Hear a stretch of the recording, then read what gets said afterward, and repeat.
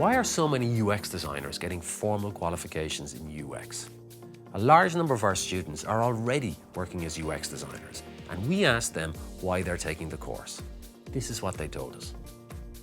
Some of these students are new to the field of UX. They've landed UX jobs but have little prior experience.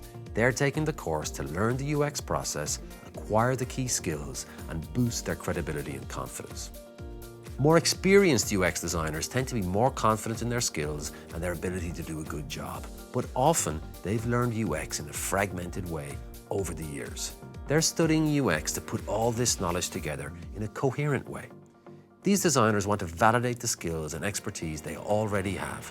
They want to fill any gaps in their know-how and make sure they're fully up to date. And they want to avoid any nagging doubts in their mind about following the correct process or following best practice. All the UX designers we spoke to want to be certified.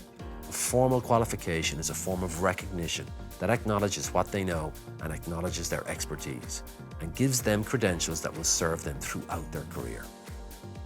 If any of this sounds like you, you should speak to one of our advisors about the Professional Diploma in UX Design. It can help you become a more credible, more confident UX designer.